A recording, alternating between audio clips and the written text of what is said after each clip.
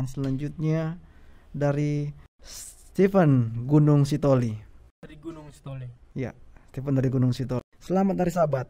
Izin bertanya, bagaimana penyucian hari Sabat di surga yang dimulai dari petang hingga petang? Karena di surga tidak ada malam. Terima kasih. Silakan Pak Pendeta. Terima kasih. Jadi waktu Tuhan Allah memberikan petunjuk dari matahari terbenam, satu hari Sabat atau hari itu dari petang sampai kepada petang, berdasarkan Kejadian pasal yang pertama, pada waktu petaan jadilah petang, jadilah pagi. Lalu kemudian petangnya itu sudah pindah hari. Jadi itu adalah batas hari. Ya. Jadi demikian juga bukan hanya di dalam kitab Kejadian, Imamat 23 ayat 32 mengatakan dari matahari 6 sampai kepada matahari 6 engkau merayakan Sabat. Itu kepada siapa? Kepada manusia. Diberikan kepada manusia oleh Tuhan. Manusia mempunyai petunjuk. Ya, mempunyai petunjuk yang menolong manusia untuk dapat terus mengikuti apa yang Tuhan kehendaki. Coba perhatikan apa yang terdapat di dalam Kejadian pasal 1. Saya akan buka kitab Kejadian pasal 1. Ayat yang kelima kata, dan Allah menamai terang itu siang, gelap itu malam, jadilah petang, dan jadilah itu adalah hari pertama. Pertanyaannya, mana yang lebih dulu? Waktu ataukah Allah? Yang lebih dulu adalah Allah. Allah yang membuat waktu. Allah yang menentukan waktu. Ia yang menentukan batas-batas waktu. Dan untuk menolong manusia, ia menentukan batas-batas waktu oleh petunjuk hari. Lalu kemudian ia menyatakan 1 minggu, hari, ada perhitungan bulan, ada tahun, semua ada di dalam Alkitab. Dia buat untuk manusia. Jadi Allah bukan membuat matahari itu untuk menolong Allah mengetahui ini sudah hari keberapa. Allah bukan membuat matahari terbenam sampai matahari terbenam, menolong dia supaya dia jangan lupa. Tidak. Karena sebelum ada itu sudah ada dan Allah yang menentukan semua. Jadi tanpa petunjuk itu pun Allah akan bisa dengan tepat menyatakan dan mengajar umatnya. Akan ada banyak hal yang kita pelajari di dalam kerajaan sorga. Kita hidup di sana selama-lamanya. Ada banyak hal yang baru. Tak bisa dibayangkan dengan pikiran kita yang terbatas. Akan ada caranya karena Allah yang membuat waktu. Dia tidak perlu matahari untuk mengatakan padanya ini hari apa. Terima kasih. Baik, terima kasih. Pertanyaan berikut sangat singkat ini dari Bapak Agus Antameng dari Manado. Apakah yang akan terjadi dengan orang fasik dan orang berdosa? Silakan Pendeta. Terima kasih. Yang pertama adalah akan terjadi bagi orang berdosa adalah dan sudah terjadi, Yesus mati bagi mereka. Saudara dan saya, kita semua berdosa. Yesus mati bagi kita, menebus kita dari dosa. Pada waktu Tuhan Yesus dilihat oleh Yohanes Pembaptis, Yohanes berkata dalam 1 ayat yang ke-29, lihatlah anak Allah yang mengangkat dosa isi dunia. Ia akan menyelamatkan Yesus karena ialah yang akan menyelamatkan manusia dari dosa. Jadi bagi orang berdosa ada juru selamat. Itu telah terjadi dan Yesus sudah mati kita. Lalu kemudian yang bagi orang berdosa ada jalan selamat. Barang siapa yang percaya kepada tidak binasa melainkan beroleh hidup kekal, ada jalan selamat. Siapa itu selamat? Yesus Kristus, akulah jalan, kebenaran, dan hidup. Yang menjadi masalah bagi orang berdosa, pada waktu sudah ada selamat, sudah ada jalan selamat, tetapi orang dosa tidak mau untuk diselamatkan. akan tiba saatnya di mana ayat Ibrani 10 ayat yang ke-26 itu bisa terjadi pada orang-orang berdosa. Ya. Coba kita baca di pasal yang ke-10 ayat yang ke-26. Sebab jika kita sengaja berbuat dosa, sesudah memperoleh pengetahuan dan kebenaran, maka tidak ada lagi korban hapus dosa itu. Itu bisa terjadi pada kita kalau kita terus menolak juru selamat dan menolak jalan selamat itu. Menolak keselamatan itu. Alkitab dengan jelas mengatakan, jikalau engkau mengatakan dosamu, maka ia adalah setia dan adil, dan ia akan mengampuni segala dosamu dan menyucikanmu. 1 Yohanes 1 ayat yang ke-9, itu Alkitab katakan. Yang membuat orang berdosa itu akan tetap berdosa dan tidak ada harapan adalah bila mana mereka sudah tahu ada jalan selamat, tetapi mereka tidak mau berjalan melalui jalan selamat itu.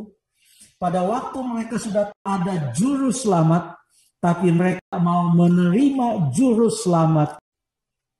Coba kita baca di dalam 2 Petrus pasal yang kedua.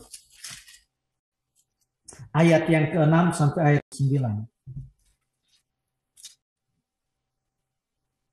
Dan jikalau Allah membinasakan kota Sodom dan Gomora dengan api, dan demikian memusnahkannya dan menjadikannya peringatan untuk mereka yang hidup fasik di masa-masa kemudian, tetapi ia menguatkan Lot, orang yang benar, yang terus menderita oleh cara hidup orang-orang yang tak kenal hukum dan yang mengikuti hawa nafsu mereka saja. Sebab orang benar ini tinggal di tengah-tengah mereka dan setiap hari melihat dan mendengar perbuatan-perbuatan mereka yang jahat itu, sehingga jiwanya yang benar itu tersiksa. Menyata bahwa Tuhan tahu menyelamatkan orang-orang saleh dari pencobaan dan tahu menyimpan orang-orang jahat untuk disiksa pada hari penghakiman. Di sini disebut orang fasik, orang jahat, orang berdosa. Kalau tidak mau menerima jalan keselamatan, bila mana Tuhan Yesus datang pada kali kedua, akan ada dua golongan orang. Mereka yang selamat dan mereka yang selamat. Terima kasih. Baik, Pendeta, terima kasih untuk jawaban. Kita akan langsung beralih ke pertanyaan selanjutnya. Dari Bapak Togar Sitompul. Roma 3 ayat 21. Tetapi sekarang tanpa hukum kebenaran Allah telah dinyatakan, seperti yang disaksikan oleh kitab Taurat dan kitab para nabi. Pertanyaannya, bagaimana saya mengartikan ayat ini? Silakan Pak Pendeta. Terima kasih. Baca selanjutnya ayat yang ke-22, yaitu kebenaran Allah oleh iman dalam Kristus Yesus bagi semua orang yang percaya. Artinya tidak bisa kita dibenarkan oleh melakukan hukum Taurat. Dibenarkan itu artinya ada yang membenarkan kita. Kita tidak bisa membenarkan diri kita sendiri. Nah, apapun yang kita mau buat, kita tetap orang berdosa. Dosa tidak bisa dihapuskan oleh hidup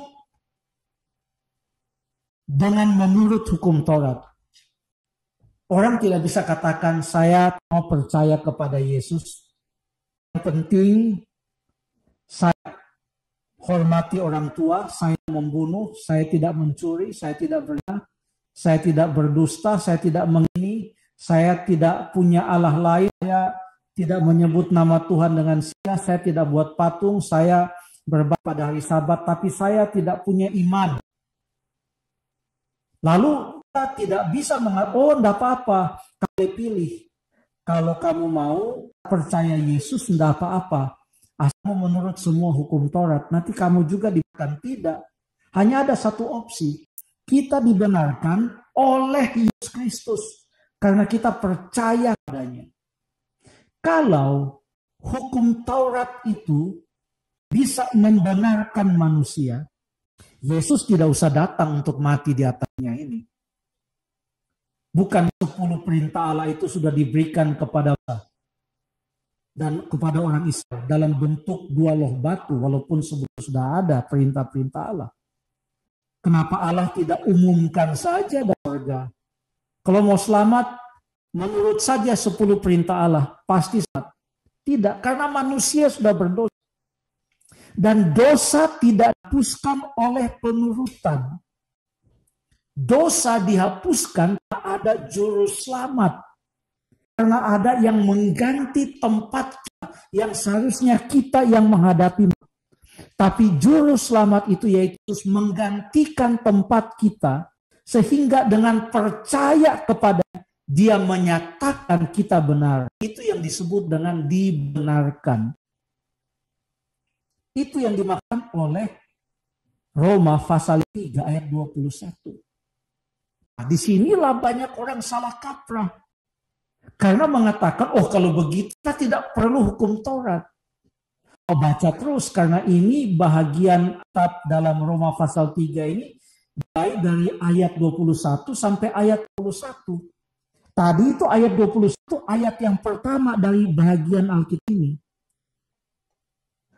Baca ayat yang terakhir dari Nas dalam ayat 31 katakan jika demikian, artinya jika memang kita tidak dibenarkan oleh Taurat tapi dibenarkan oleh iman pada Yesus, jika demikian ayat 31, adakah kami membatalkan hukum Taurat karena iman? Sama sekali tidak. Saatnya kami meneguhkannya. Jadi ayat ini mengatakan ya, kita dibenarkan oleh iman. Dan kita dinyatakan benar. Walaupun bukan karena kita orang benar. Kita katakan benar karena Yesus benar. Karena kita percaya kepada dia yang ada benar. Maka kita dinyatakan benar. Lalu setelah itu apakah boleh mengatakan yes, sekarang saya sudah benar. Saya sudah boleh mencuri. Sekarang saya sudah benar. Saya boleh berdusta, saya boleh membunuh, saya sudah boleh menyembah patung, sudah boleh menyebut nama dengan sia-sia, sudah boleh melawan orang tua. Apakah demikian? Bukan itu konsepnya. Jadi itu yang dimaksudkan bahwa 10 perintah Tuhan itu bukan selamat. 10 perintah Tuhan bukan penyelamat. Penyelamat kita adalah Yesus Kristus. Tetapi keselamatan yang kita sudah terima dari Yesus, penebusan yang kita sudah terima dari Yesus, kemerdekaan dari dosa yang kita terima dari Yesus Kristus, bukanlah izin bagi kita untuk melanggar hukum Allah. Karena melanggar hukum Allah artinya kita memuji Allah. Karena hukum Allah adalah zat-Nya sendiri, yaitu kasih. Terima kasih.